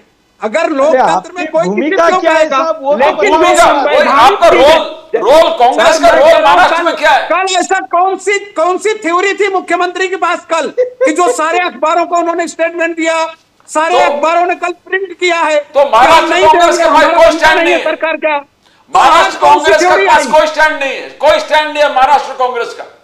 कोई स्टैंड, ऑफिशियल स्टैंड नहीं लिया आपने, कोई ऑफिशियल। कल हमारे कार्याध्यक्ष वहां मौजूद थे, कैसे आप कह सकते हैं कि नहीं थे? कल कांग्रेस, महाराष्ट्र प्रदेश कांग्रेस के कार्याध्यक्ष वहां बैठे थे जरंगे पाटिल जी के साथ। आपको कहां आपने देखा? न तो फिर आप सपोर्ट नहीं करते तो जाते क्यों? अब ये आपको तय करना पड़ता है। आप कह रहे कि नहीं होगा, फिर जाके मिलते भी हैं। तो कहने का मतलब नहीं ये हुआ होगा का विषय नहीं, कहा कि नहीं होगा। हम तो यही कह रहे हैं कि ये होगा, लेकिन संसद से होगा। जो सिस्टम सर, आप पब्लिक डोमेन की चीजों को इनकार कर देंगे? जिन राज्य सरकारों ने निर्णय लिया इसी देश में लिया ना, कहीं बाहर की सरकारें नहीं थी। उसमें कांग्रेस की सरकारों का निर्णय है कि कांग्रेस ने दिया था, उसको मुड़ा दिया कोर्ट ने, नहीं माना। कहने का मतलब ये हुआ निजाम साहब, कहने का मतलब ये हुआ आपके मुताबिक देवेंद्र फडणवीस साहब को ये कह देना चाहिए था, मनोज जरंगे पाटिल साहब को, कि देखो ये मेरे कार्य क्षेत्र में नहीं है, मेरे अधिकार क्षेत्र में नहीं है, मैं ये नहीं कर सकता हूं। क्या आप ये चाहते हैं? कहा ना उन्होंने जी सर, ये उन्होंने कहा, कह देने वाली बात नहीं है। 2 दिन में आप सारे मीडिया परसों कहा देखा हमने, परसों कहा। लेकिन आज जो उन्होंने जीआर निकाला है, साथ में उसमें अभी आपको याद होगा चंद्रकांत विखे पाटिल साहब जो उनके साथ थे, उन्होंने ये भी कहा कि इसको हमें सेंटर के पास भी लेके जाना पड़ेगा। He said that। मेरा ये कहना है कि जीआर निकाल करके सर यहां पर 1 लाख लोग आए हुए हैं, उनको आप और कैसे कंट्रोल करेंगे? आप मुझे बताइए। अपना इंटेंशन दिखाया ना। देखिए, ये मैं तो वही कह रहा हूं ना कि ये राज्य सरकार की फेलियरिटी थी ना। यही कोर्ट जो है, जब पहले राज्य सरकार ने कहा हम मोर्चे की परमिशन नहीं देंगे, वो कोर्ट गए, कोर्ट ने उनको मोर्चे की परमिशन दिया। तो जब आपको पता है कि आप लॉ एंड ऑर्डर संभाल नहीं सकते, तो उनसे चर्चा करके उनको मना करिए ना। उनको कहिए साहब चलिए हमारे साथ, क्योंकि उनको पता है कि ये Sir, झूठे very हैं, frankly, क्योंकि very- पिछली बार भी यही हुआ ना। फडणवीस सर ने ये कहा पिछली बार कि हमने मोदी जी से बात किया कहने है, का मतलब ये सेशन हुआ, चला रहे हैं, उस सेशन अरे निजाम साहब, ये ज्यादा अच्छा होता आपके मुताबिक कि अगर सरकार यहां पर आकर के जरंगे पाटिल साहब को बोलती कि हम आपके साथ दिल्ली चलते हैं, मोर्चा आप दिल्ली लेके चलिए, वहां पर हम लोग पार्लियामेंट का घेराव करते हैं। यही हुआ ना मतलब। ये इनकी सरकार तो गई थी उनको समझाने के लिए ना, बबन कुले जी और उनके दूसरे मंत्री तो गए थे वहां ना। वो जो जिस समिति का भी आपने जिक्र किया, एक नाथ शिंदे समिति का, उसको तो इन्होंने कूड़ेदान में डाल दिया। तो उस पर जो पैसे बर्बाद सर हुए, वो काम उसका कर रही कौन है। जवाबदार हुआ? अरे उस शिंदे समिति के काम कर किसी रही है आदमी की सर। कोई सुनवाई नहीं हुई। सर शिंदे समिति काम कर रही है। 58 लाख सर्टिफिकेट बहुत ज्यादा होते हैं सर, उनको एक एक को चेक करना। क्या बोल रहे हैं सर आप? आज आप गणेश सर, खानकर ये साहब बोलिए। समिति की रिपोर्ट आने से पहले 3 लाख कुर्मियों को इन्होंने ऑलरेडी कुणबी को मराठा सर्टिफिकेट दिया ही ना। दिया है। ये तो इन्होंने बाकी को भी मिलेगा जो है धोखा देकर। सर, अब बाकी 3 करोड़ को मिलेगा। 58 लाख का ऑलरेडी चालू है। सर 58 लाख अगर आप इसको जो है बैठ के तय नहीं करेंगे, महाराष्ट्र के लिए ये अच्छा नहीं है। Right, so किसी let me go राजनीतिक to- दल की सच्चाई जी, है, जी, उस पर जी, नहीं चाहता जी। कि कौन सा दल इससे वोटिंग का फायदा लेगा। अगर सामाजिक ताना बाना टूट गया सर, तो फिर वो जिस महाराष्ट्र का नाम पूरी दुनिया में है, वो कहीं का नहीं बचेगा। गणेश खानकर आज साहब, बीजेपी जो खेल खेल रही है ना जी, सर, एक मिनट। ये खेल बीजेपी को ही भारी पड़ने वाला है। गणेश खानकर साहब, जो निजाम साहब कह रहे हैं उसका तात्पर्य सिंपल है। वो ये है कि 2 महीने के बाद क्या होगा, क्योंकि जरंगे पाटिल साहब ने 2 महीने की आपको टाइम लिमिट दी है। 2 महीने के बाद क्या होगा? Because this will not be implemented in 2 months. 2 महीने के अंदर आप इसको इंप्लीमेंट नहीं कर पाएंगे। अब आप बोले गणेश खानकर साहब, प्लीज गो अहेड, बोलिए सर। राजीव जी, एक बात तो मुझे बड़ी अच्छी लग रही है कि मतलब आपने जो कहा उसका मैं जवाब दूंगा, और मैं एक छोटा सा एक उदाहरण आपको देना चाहता जी हूँ। बोलिए क्या ना सर, प्लीज। मानसिक स्थिति बनती है, देखिए कुछ नेताओं की। ऐसा है कि साहब, ऐसा मैंने ये भी कहा अभी कि 2 दिन रुकिए। आज जो जीआर निकला है, उसके जीआर के बाद में क्लियरिफिकेशन के लिए 2 दिन का समय लगेगा। जी जो मनोज जरांगे पाटिल जी की कुछ मांगे हैं, उन बातों को हमने मान लिया। अब मैं ये कांग्रेस के प्रवक्ता को स्पष्ट रूप से बता देना चाहता हूँ कि राम तेरी गंगा मैली ये जो बार बार कहा जाता है, तो ये पिक्चर जिस समय आई तो वहाँ स्टेट में और दिल्ली में भी कांग्रेस की सरकार थी, झूठ भूल बोलकर वो गंगा मैली हो गई। थोड़ा सुन लीजिए मेरी बात को, आप बहुत परेशान हो रहे हैं। ऐसा है कि राजीव जी की ये गैजेटियर की जो बात बार बार हो रही है ना, तो इसमें रिजर्वेशंस के बारे में मैं आपको फिर से बता देता हूँ। उसका डेटा देना पड़ता है, सोशली इकोनॉमिकली जो सारी बातें आपने समय में, तो उस समय ये सारा डेटा देने के बाद वहां ये आपको बताना पड़ता है, ये प्रूव करना पड़ता है। लेकिन वो प्रूव करने के लिए जो सारी प्रक्रिया होती है, वो हमने उनकी मांग जो बहुत दिनों से थी, हमने मान ली। मैं आपको राजीव जी इसमें एक बात और बता देता हूँ। देखिए, आंदोलन करना, ये करना, अब ये हमारे कांग्रेस के नेता, इनको सारे लोग डरे हुए लगते हैं कि एक ही नेता पावरफुल है, बराबर है। अब ऐसा इनको लगता है, कल हाईकोर्ट ने जो स्टेटमेंट कहा, उसके बाद उन्होंने जो बात कही, उसके बाद सवेरे से आज पुलिस काम पे भी लगी थी। देखिए, जनतंत्र में लोगों को आंदोलन करने का अधिकार होता है, उन्होंने वो किया। हमने भी जितनी शांति से, मैं आपको एक बात मैं कहता हूँ, ये कांग्रेस के प्रवक्ता साहब इतना ज्ञान झाड़ रहे हैं ना साहब, मैं आपसे उम्र में बहुत छोटा हूँ, सारी मर्दानगी मर गई है क्या? महाराष्ट्र के मुख्यमंत्री के प्रति वह व्यक्ति जिस तरह की भाषा का प्रयोग कर रहा था, साहब मुख्यमंत्री हमारा हो, आपका हो, महाराष्ट्र के मुख्यमंत्री थे ना साहब। हम शरद पवार जी से किसी बातों में हम उनके साथ इत्तेफाक नहीं रखते, लेकिन आज भी शरद पवार जी की कुछ बातों को हम बार बार जिक्र करके उनकी बातों को हम बताते हैं। महाराष्ट्र में जो भूकंप हुआ, उसके समय जो काम हुआ, उसके कारण अटल जी ने उन्हें देश के डिजास्टर मैनेजमेंट का, उन्हें कैबिनेट का दर्जा देकर उन्हें अध्यक्ष बनाया था साहब, उनकी काबिलियत थी। ये कांग्रेस के लोग कभी तो किसी को अच्छा बोले साहब। एक तो इनको समझ में नहीं आता है कि ये प्रोसीजर हुई क्या है। आप डर गए थे ना, ये हुई थी ना, वो हुआ था, क्या हुआ था साहब? हाईकोर्ट ने कल बोलने के बाद भी हम एक स्टेज पर जनतंत्र में उनकी जो मांगे थी, हमने उन्हें क्लियर कर दिया है कि भाई ये गैजेटियर में जो बातें हैं, वो भी आज बता रहे थे, उनमें से 6 बातों को मानकर हमने कहा हम एक कदम आगे जाना चाहते हैं। लेकिन ये प्रूव करना पड़ता है, जो आपने जो बात कही संसद से, तो ये सारा काम होगा। एक तो कांग्रेस के प्रवक्ता उनकी भूमिका ही नहीं बता रहे कि वो चाहते क्या डरना है। पड़ेगा खानकर साहब आपको, खानकर या साहब ना करे। आपको डरना पड़ेगा, खानकर साहब आपको डरना इसलिए पड़ेगा, खानकर साहब डरना इसलिए पड़ेगा कि कल जो वोट अधिकार जो हो गया उनका यात्रा का अंतिम जो दिन था, उसमें राहुल गांधी जी ने आपको चेतावनी दिया है। राहुल जी ने कहा कि हाइड्रोजन बॉम्ब में फोड़ने वाला हूं, खानकर साहब हाइड्रोजन बॉम्ब, जिसमें महाराष्ट्र भी होगा, हरियाणा भी होगा। नहीं सुनिए नम्बियार जी, नहीं 6 महीने के अंदर होने वाला है। आप जो बोल रहे थे डरना पड़ेगा, हाइड्रोजन बॉम्ब जो है डरना ही अरे पड़ेगा। कौन सा हाइड्रोजन बॉम्ब जो बार बार कोर्ट में माफी मांगता है वो हाइड्रोजन बॉम्ब? राफेल में माफी मांगे, इसमें माफी मांगे, उसमें माफी मांगे, जनतंत्र में आप आरोप कीजिए। राजीव जी, मैं आपको एक बात जो कहना था नम्बियार जी, आप भी सुनिए। हाँ बोलिए। मैं जब बचपन में स्कूल में जाता था तो मैंने एक कथा पढ़ी थी साहब, कि एक बाप और एक बेटा एक गधे को लेकर जा रहे थे। अब जब गधे को लेकर जा रहे थे तो लोगों ने ये कहा कि बाप और बेटे चल रहे और साथ में गधा जा रहा है, ना तो उस पर कोई बैठ रहा है, कि क्या हो रहा है। 2 मिनट के बाद में बाप को ऐसे लगा कि भाई बच्चा तो छोटा है, उसने गधे पर बच्चे को बिठा दिया और खुद पैदल चलने लगे। तो लोगों ने कहा अरे ये तो बच्चा गधे पे बैठा है और बाप को पैदल चला रहा है। तो फिर साहब वो उतर गए, वो चढ़ गए। अब थोड़ी देर के बाद लोगों ने कहा अरे ये क्या कर रहे हो, वो पैदल चल रहे, आप बैठे हो। साहब हुआ ऐसा कि थोड़ी देर के बाद में वो इतना परेशान हो गए कि उन दोनों ने, बाप बेटों ने, गधे को अपने सर पे बिठाकर चलने लगे कि भाई कम से कम अब तो लोग बात नहीं करेंगे। ये कांग्रेस है ना साहब, देखिए आप हम पे टीका टिप्पणी कीजिए, गाली दीजिए, अभी चर्चा में भी हम किस भाषा का प्रयोग कर रहे हैं? निकम्मी सरकार, झूठों की सरकार चल रही है। ये जो अरे गधा क्या है कर ना, रहे हो यही साहब आप? सरकार है। ये क्यों आप कर वो रहे हो जो साहब? गधा अरे जिसको आपने बचपन में सुना था, ये गधा वही सरकार है Right, जो gentlemen. अपने आप में Let me लोग go उसको to ढो Mr. रहे हैं, Sonamane. Kiran sir. Sonamane ji has just joined वही us. गधा है जो आपकी सरकार है। निजाम साहब, किरण सोनाने जी has just joined us. अभी मिले। किरण नमस्ते। सोनाने जी आपका स्वागत है। हाइड्रोजन बॉम्ब है। किरण सोनाने जी आपका स्वागत है। ये सर, वही हाइड्रोजन बॉम्ब है जो कल बता रहे थे।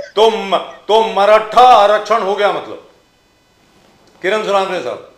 बिल्कुल बिल्कुल हो गया सर। ये तो सारी अभी महाराष्ट्र को पता चल गया कि महायुति की सरकार, फडणवीस जी, एकनाथ शिंदे और अजित दादा पवार, ये तीनों के सरकार ने हमेशा मराठा समाज के लिए पॉजिटिव बात की है। और आज मराठा समाज के सारे लोग भी मान रहे हैं कि जो आरक्षण अभी जो मिला हुआ है, वो जो कदम उठाए है फडणवीस सरकार ने और एकनाथ शिंदे जी और अजित पवार जी ने, तो वो तो दुनिया के सामने है जी।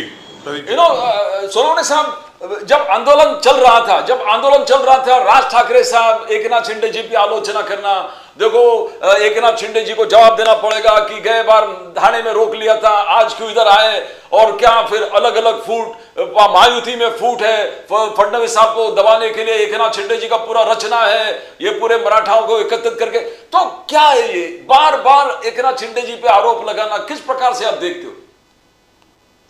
प्रदीप जी, मुझे इस सवाल की अपेक्षा थी और मैं चाहता था कि ये सवाल मुझे पूछा जाए। तो मैं आपको बता देना चाहता हूं कि माननीय उप मुख्यमंत्री एकनाथ शिंदे जी को अनाथांचा नाथ एकनाथ ऐसा बोला जाता है। सर्वसामान्य कॉमन मैन का प्रतिनिधि करके बोला जाता है। जब किसी भी आदमियों को तकलीफ आती है तो लोग एकनाथ शिंदे जी के पास आते हैं। वैसे कोई नेता के पास बात करने को कुछ नहीं रहता है, अपनी चमड़ी बचाने के लिए भी वो एकनाथ शिंदे जी के नाम का सहारा लेते हैं। राज ठाकरे जी का आरक्षण को लेकर स्टैंड क्या रहा है, उन्होंने कभी बताया है? कभी उन्होंने खुलकर कहा है कि मराठों को आरक्षण मिलना चाहिए? उनके हर 4-6 महीने के बाद हर चीज को लेकर अलग अलग स्टैंड रहते हैं। तो वो उनको, उनके पास बात करने के लिए कुछ नहीं थी, तो हमारे नेता के नाम का सहारा उन्होंने लिया और खुद का बचाव किया है साहब, बाकी कुछ नहीं। और सारे लोग जानते हैं कि जो एकनाथ शिंदे जी जब मुख्यमंत्री थे, मराठा समाज के लिए जो कुछ काम किया, इतने कम समय में, यानी 58 लाख मराठा कुंभी जो रजिस्टर नोंदी है वो ढूंढ के निकालना, शिंदे कमेटी का गठन करना, जो सारथी थी उसके लिए उसका लिमिट बढ़ाना, जो लड़के लोग फॉरेन में पीएचडी करने जाते थे उनका लिमिट बढ़ाना। तो मराठा समाज में ऑलरेडी ही ये एकनाथ शिंदे जी ओबीसी के लिए एक तरह की सहानुभूति और प्रेम की लहर है, ये सबको पता है। तो सुनावने लेकिन साहब- गांधी जी के पास मराठा आरक्षण को लेकर बात करने के लिए कुछ नहीं था, जी, तो wonderful। उन्होंने हमारे नेता का नाम लेकर खुद का भी बचाव किया, अच्छी बात है। तो सोनामने साहब, अभी भुजबल साहब ने कहा है कि अगर यही तरीका है तो मैं भी 10 लाख लोग लेके आता हूं और इसको रिवर्स करवाता हूं। बोलिए सर। नहीं, वो अभी भुजबल साहब क्या कहते हैं, वो उनका अपना रवैया है, 10 लाख लाओ, 20 लाख लाओ, लेकिन जो भी निर्णय जो लिया गया है वो संविधान के चौकट में रख दिया ना।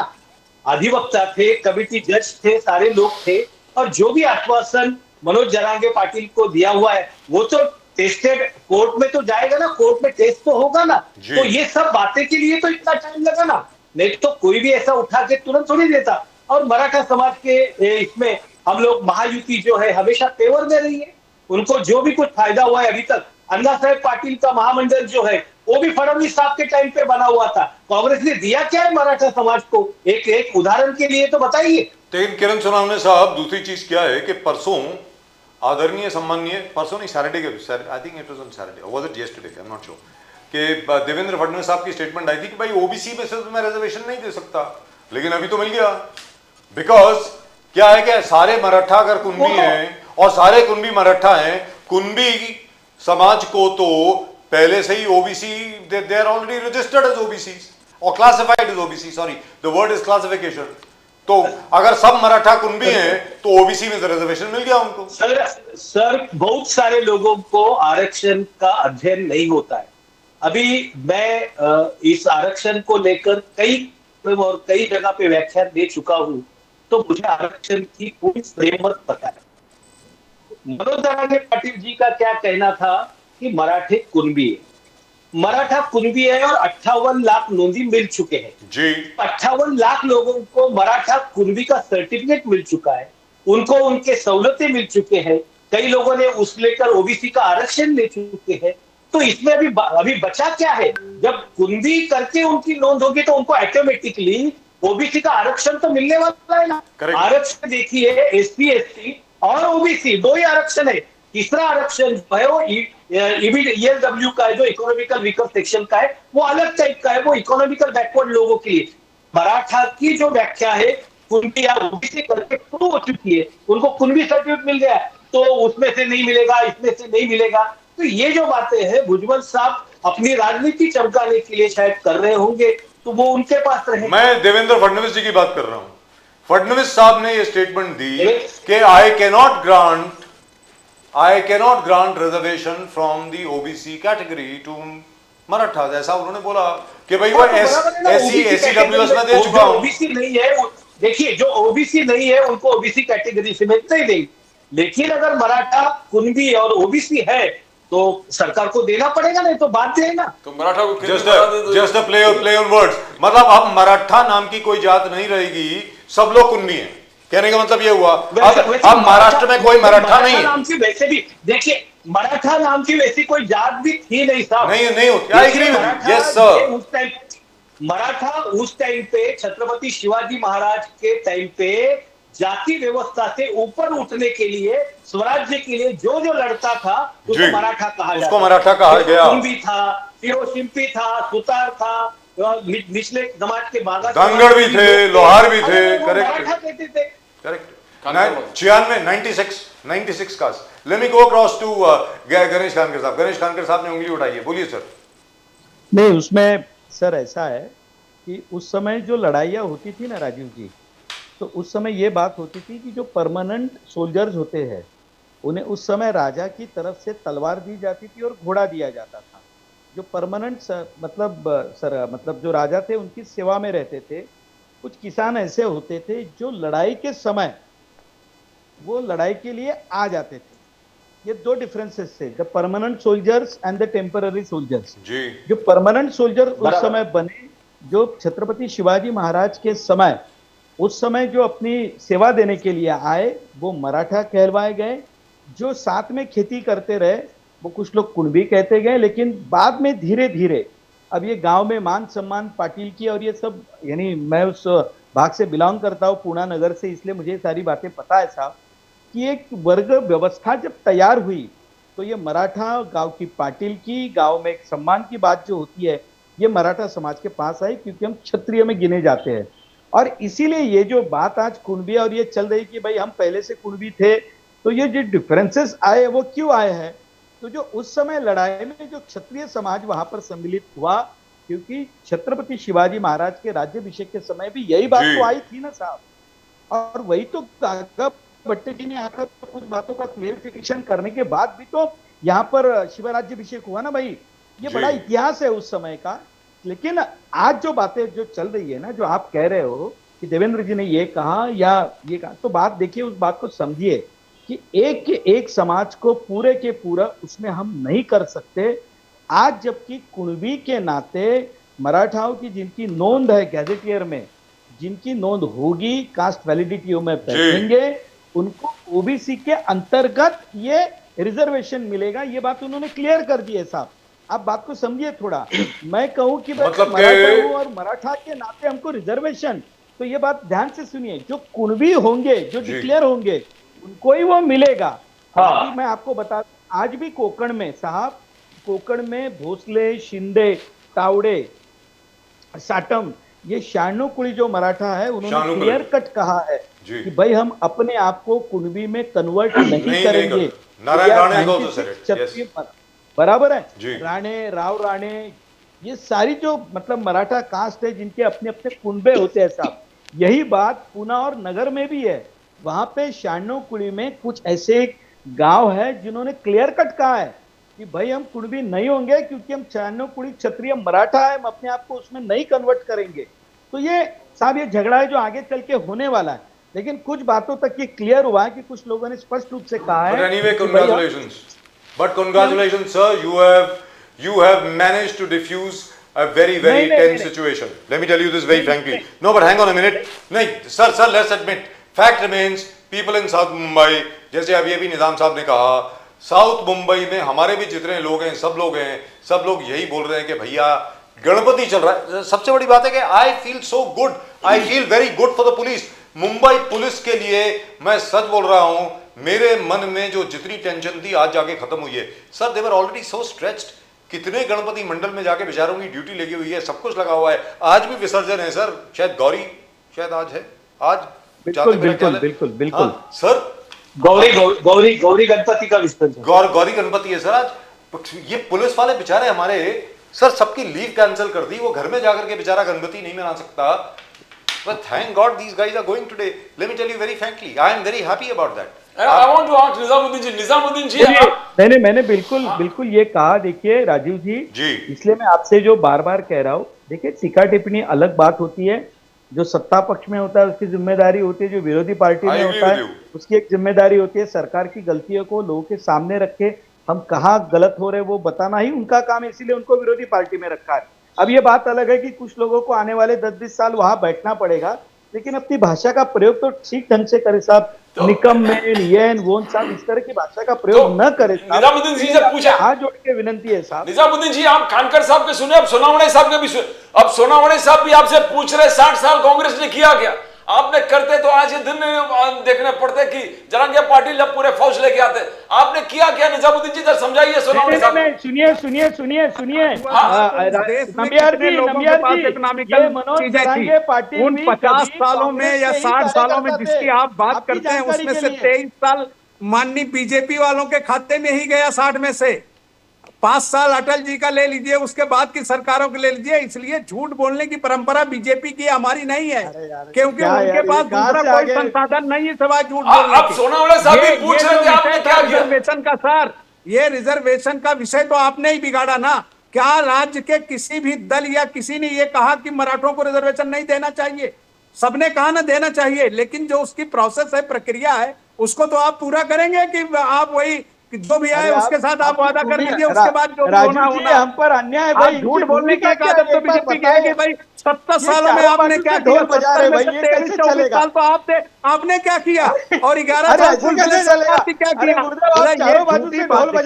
सर, ऐसा है कि आप जो झूठ बोलने की परंपरा आपकी पार्टी की है, परिपाटी है, प्रधानमंत्री माननीय वो भी यही बात करते हैं निजाम कि साहब, जितने नेता निजाम हैं साहब, आरएसएस वाले भी अभी झूठ अब बोलने इसमें लगे हो, प्रधानमंत्री जबकि वो कहाँ कैडर से बेस थे। निजाम साहब, तो निजाम अभी साहब। सब झूठ बोलने की परंपरा अगर आप निजाम ये तो हमसे साहब। जवाब क्यों मांग रहे हो? अरे निजाम साहब, मंडल कमीशन की रिपोर्ट जो है वो प्रेजेंट की गई थी 1978 में, उसके बाद 1989 तक वेट करना पड़ा फॉर इट्स इंप्लीमेंटेशन।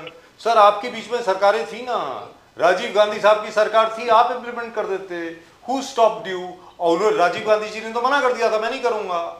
तो आखिर में वीपी सिंह को जाकर के इंप्लीमेंट करनी पड़ी सर, और उसके बाद नरसिम्हा राव। बीपी सिंह ने इंप्लीमेंट नहीं किया, बीपी सिंह ने मंडल सर, कमीशन मंडल बनाया कमीशन और वो पार्लियामेंट में तमाम लाए। बिरादरियां जिनको अरे प्रॉब्लम थी। सर मुझको बता रहे हैं आप क्या? It was implemented during Narasimha Rao time, but after it had been passed by parliament in 1989। ऐसी बात नहीं है, लेकिन फैक्ट इज ये रिपोर्ट आपके पास 1978-79 से थी। क्या किया आपने? 6 साल तक आपने कुछ नहीं किया ना, सीधी बात है सर। पहले इंदिरा जी ने कुछ नहीं किया 1980 से 84 तक, और 84 से 89 तक राजीव गांधी जी ने कुछ नहीं किया। You decided you would not. Sir जो सच है वो तो सच है ही ना। लेकिन अभी जो आप बोल रहे हैं, लेट्स बी वेरी क्लियर, एक प्रोसीजर है। सुन लीजिए सर, गणेश खानकर साहब और सोनामने साहब, वेरी फ्रैंकली स्पीकिंग, आज का जो जीआर है जो निकला है, मुझे डाउट है सर इसकी लीगल वैलिडिटी के ऊपर। आई don't no if the Supreme Court or any other court of law will find this to be applicable. I don't think so, very frankly speaking. मुझको ऐसा लगता है। सुनामने साहब, अगर आपको लगता हो कि मैं गलत बोल रहा हूं तो आप जरा सुधार कर दें, प्लीज बोलिए। सर देखिए, जब ये उपसभापति समिति बैठी थी, उस दौरान इस सारे बिंदुओं के ऊपर चर्चा हुई है सारे लोगों में, और वहां पे जब ये वायबल होगी, यानी एक कोर्ट जैसे भी फडणवीस साहब हो या शिंदे साहब हो, उन्होंने कहा कि हम लोग मराठा को टिकने वाला, यानी जो कोर्ट ऑफ लॉ में टिके उस तरह से रहे, तो उस तरह से सब बातें करके ये जीआर निकाला है ना। तो आगे ये जिस तरह के सामने आएंगे तो देखेंगे कोर्ट ऑफ लॉ में टिकने की कोई पहले जो But over here I must remind you of something, Ganesh Khankar Sahab, perhaps you would like to talk about this. I remember जब पहले आरक्षण दिया गया था तो we had won in the Devendra Fadnavis government had won in the Bombay high court. Bombay high court में तो आप जीते थे। उसके बाद अपील में गए लोग सुप्रीम कोर्ट में, और वहां पर आदरणीय सम्मानीय उद्धव ठाकरे साहब की सरकार थी तब। तो सुप्रीम कोर्ट से आपका जो बॉम्बे हाई कोर्ट द्वारा जिस पे स्टैंप ऑफ अप्रूवल लग चुका था वो उड़ गया, क्योंकि the government of the day, namely the MVA government, they did not provide translation. Annexure में जो ट्रांसलेशन थे वो प्रोवाइड नहीं किए सर। अनुवाद, क्योंकि अंग्रेजी या हिंदी में अनुवाद नहीं था, इसकी वजह से the case was dismissed. Ganesh Khankar sahab, अब ये भी तो बताइए ना। राजीव जी, ऐसा है, ये मतलब मैं कहूँ ये सबसे बड़ा मजाक उस समय हुआ जी, हुआ। यानी अब ये कांग्रेस के प्रवक्ता क्या उसके बारे में कहेंगे पता नहीं, उसको बोलेंगे आप फिर सर इनके हाथ में नहीं था। नहीं मैं बता रहा हूँ। अरे आप ऐसा कैसे कह सकते हैं साहब? उद्धव ठाकरे मुख्यमंत्री थे और कांग्रेस के लोग पीछे से उनको धक्का दे रहे थे। आप मेरी बात समझे नहीं साहब? बोलिए ना सर, बोलिए। ये मैं अभी फिर से ये कह रहा हूँ कि ये सारा जो राजीव जी जब बात चलती है, देखिए ट्रांसलेशन और ये ईमानदारी से उनको नहीं करना था, क्योंकि उद्धव ठाकरे नहीं करते because he was totally control by mister Sharad Pawar ji. आज भी आपको बता रहा हूँ, शरद पवार जी की कभी ये मंशा नहीं थी कि मराठों को इस विषय में कोई आरक्षण मिले। यदि उनकी इच्छा होती तो मैंने आपसे कहा ना साहब कि जब ये 27% है, अरे भाई कांग्रेस के क्यों प्रवक्ता परेशान हो रहे?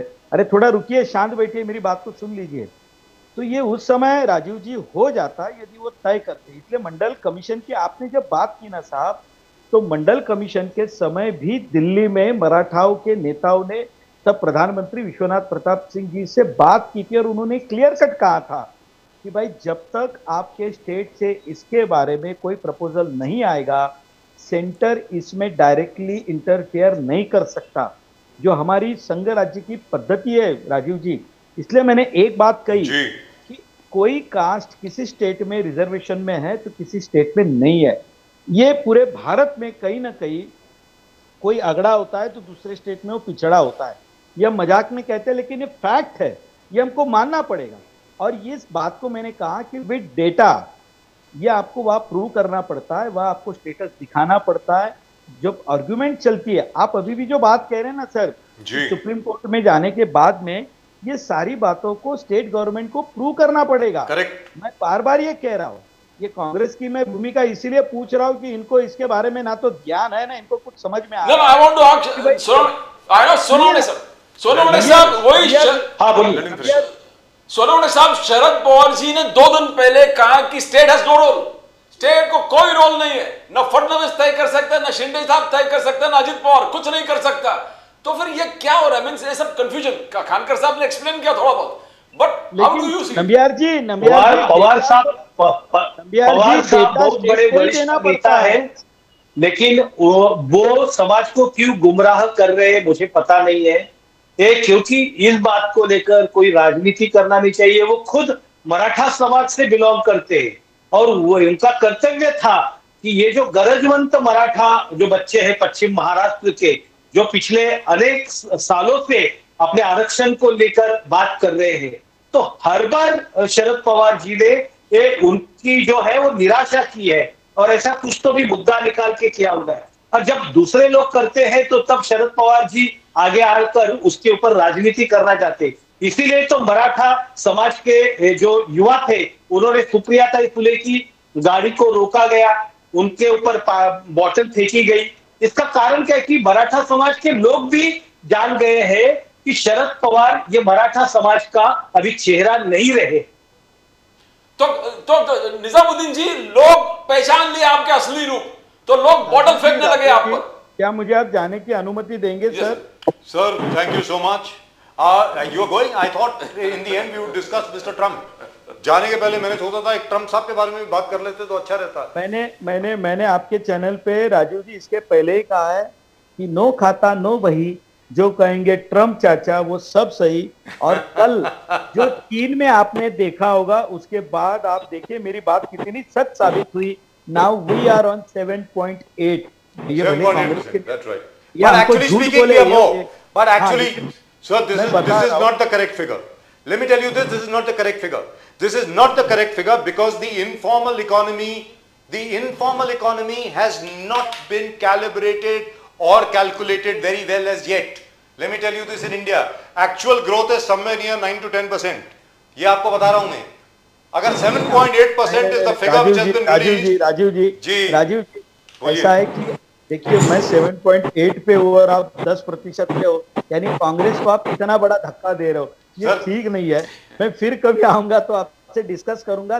बट सर मेरा पूरा परिवार कांग्रेस ही है सर, क्या बोल रहे हैं आप? चलिए, thank you so much. Nizamuddin ji, नमस्कार सर, हर हर महादेव। हर महादेव। निजामुद्दीन जी, आप एक्सपोज हो चुके हो, आप एक्सपोज हो चुके हो। लोग सर आप पे हमारे बोतल पास फेंक ऐसा रहे हैं, कुछ नहीं है जो हम बोतल फेंक रहे छिपाने हैं, का काम गाली बीजेपी का गलौज दे रहे है हैं। और झूठ बोलने का काम भी बीजेपी का है। सर देखिए, ये राज्य सरकार का विषय है और ये राज्य सरकार से बात करने चाहिए, लेकिन रिजर्वेशन जो है वो केंद्र सरकार का विषय है। क्योंकि अगर उसमें आप केंद्र सरकार की सहमति यानी कि संसद से अगर आप कानून पास करके नहीं लाएंगे तो सुप्रीम कोर्ट में जो भी जाएगा वो उठा के फेंक देगा और आपका रिजर्वेशन रद्द हो जाएगा। तो राज्य सरकार अपने डर बचाने के लिए, क्योंकि जो सिचुएशन 3 दिन में मुंबई में हुई है, मुख्यमंत्री महोदय ने 2 बार अपना जो है स्टेटमेंट बदला है, पूरे अखबारों में आ गया। उन्होंने कहा कि हम इसको नहीं सुनते और फिर आज देते हैं, क्योंकि कल जजेस ने जो हालत किया है तो उस पर बहस हमें नहीं करना। हम नहीं चाहते कि महाराष्ट्र की जनता कहीं भी एक दूसरे से लड़े। महाराष्ट्र की कोई भी जनता एक दूसरे से लड़ाने का प्रयास किसी नेता या किसी राजनीतिक दल को नहीं करना चाहिए। हर आदमी को अधिकार है अपना राजनीति करे, लेकिन यहाँ पर सत्यता एक यह चीज- है कि इस रिजर्वेशन को लेकर जहां जहां राज्य सरकारों ने अपने मर्जी से रिजर्वेशन दिया वो रिजर्वेशन कोर्ट में कहीं नहीं टिका। लेकिन और रिजर्वेशन अभी दिया भी नहीं है ना माननीय सर। मुख्यमंत्री ने या जो अभी आज का जीआर आया अभी भी वो यही कह रहे हैं ना, समय चाहिए, इस पर चर्चा के लिए हम केंद्र में जाएंगे। यानी आप डर कर आप ये कर रहे हैं।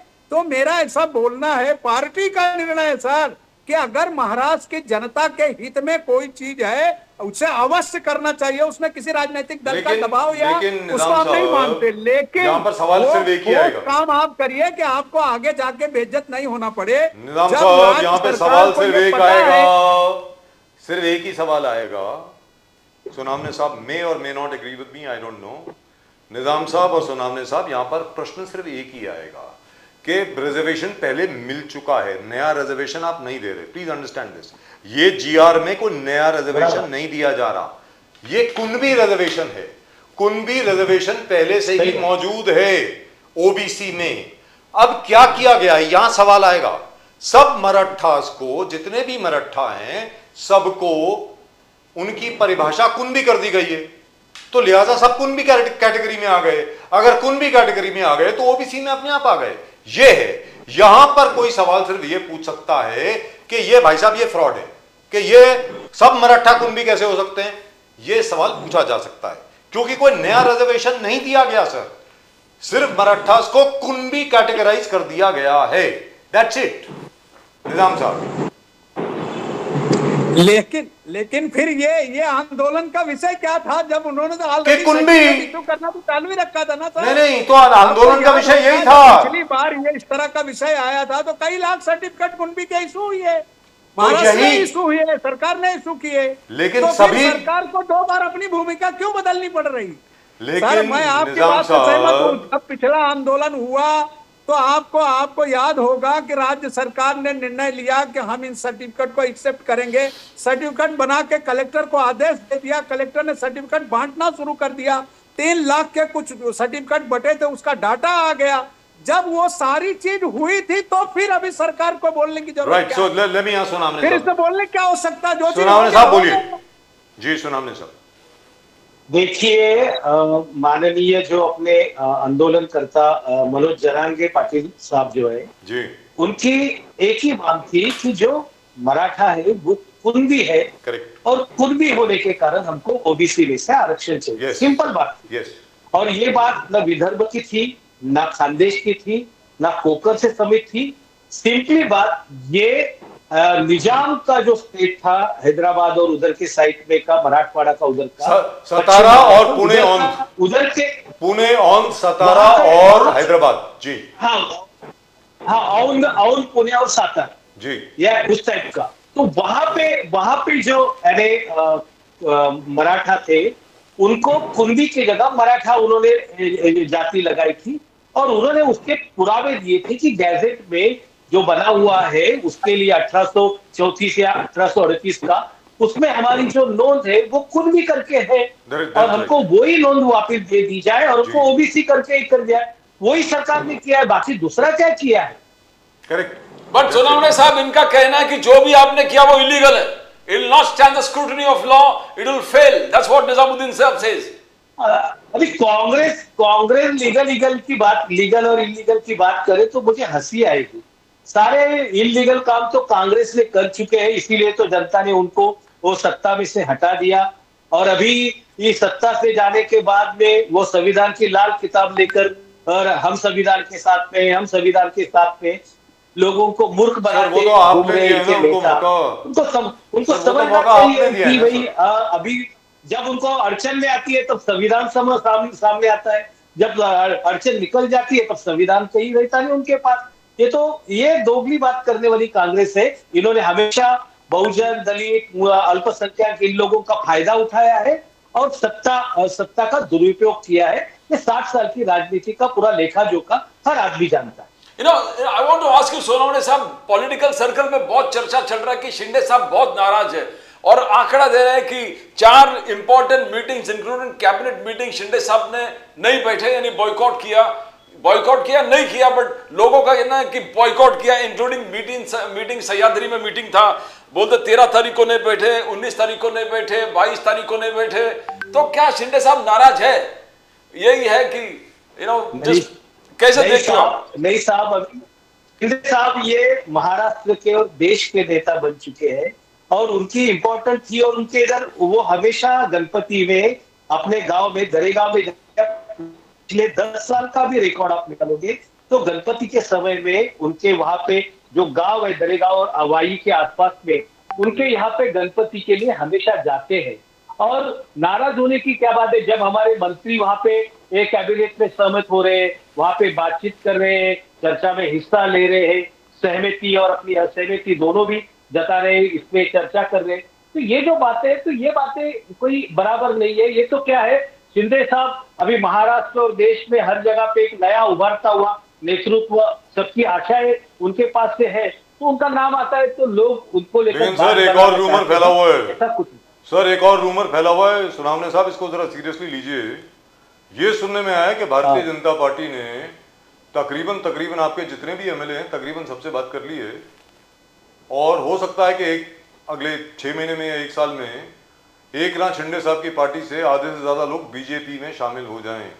ऐसा कुछ है सर? वो तो ये हर 6 महीने के बाद में, ये विधानसभा चुनाव के दौरान भी बात की, लोकसभा चुनाव के दौरान भी कहा था कि शिंदे साहब को तो ये एंटी इनकम्बेंसी चल रही, वो चल रहा है, ये चल रहा है। शिंदे साहब एक आम आदमी और कॉमन मैन के यानी दिल में बैठा हुआ एक नेतृत्व है, लोग उनको पसंद करते हैं, उनके काम करने के तरीके को पसंद करते हैं, झटपट निर्णय करने वाला नेता करके आम आदमी के साथ बैठने वाला, उसकी बात सुनने वाला, मान और सम्मान देने वाला नेता करके देख रहे हैं। और महाराष्ट्र में आने वाले समय में एक बड़ा नेता करके आप देखोगे, राजनीति का जिनका अध्ययन है वो उस ठीक से समझेंगे कि आने वाले समय का यानी फ्यूचरिंग लीडर, बड़ा नेता करके एकनाथ शिंदे जी है। Wonderful. ये इसको कोई नकार नहीं सकता। Right, thank you gentlemen, thank you very much. It's been a great pleasure talking to the both of you and congratulations. Thank you, Finally thank the agitation is over. बहुत बहुत धन्यवाद आप दोनों का हमारे साथ जुड़ने के लिए। Thank you gentlemen, thank you very Thank much. you so much. Thank you. Well, I'm quite happy. At the end of the day, the South Mumbai is now free and people can go about. Hopefully tomorrow everything will be cleaned up and everything will be fine. लेकिन सबसे बड़ी बात यहाँ पर यह है कि sir Pradeep ji आप थोड़ा ध्यान से देखें अगर इस जीआर को, तो इसमें कोई नया आरक्षण नहीं दिया गया है। जो कुंभी का आरक्षण था पहले वही है, लेकिन उसमें बाकी जितने मराठा हैं 3 करोड़ 3.5 करोड़ जितने भी हैं सबको शामिल कर लिया गया। अब वो 3-3.5 करोड़ उनका क्या इफेक्ट पड़ेगा रिजर्वेशन पे, वो तो भुजबल साहब ही बताएंगे। अब and now we await what Mr. Bhujbal will do and we also await what Mr. Narayan Rane will say. अब राणे साहब क्या कहेंगे देखना पड़ेगा सर। राणे साहब ने तो पहले ही कह दिया था कि मैं कुंभी नहीं हूँ। आई थिंक कानकर जी वही बता दिए कि नारायण राणे जी है, वो है, अलग अलग लोग हैं। दे रिफ्यूज टू एक्सेप्ट, बोले हम कुंभी नहीं, हम नहीं जाएंगे। That is correct. तो नहीं जाएंगे और जो जाएंगे उसको रिजर्वेशन मिलेगा। जी दुरुस्त बात। So in any event, what has happened is that all Marathas are now Kunbis, or at least can classify themselves as Kunbis. इस जीआर के मुताबिक जितने मराठा हैं वो कुंभी हैं, जितने कुंभी हैं वो सब मराठा हैं। कहने का मतलब ये हुआ जो चाहे तो। खानकर जी ने क्लियर कट कहा कि महाराज जी ने जिसको तलवार और घोड़ा दिया वो परमानेंट मराठा था, because he was linked 24/7। That by the way is incomplete information. 24, that's what he said.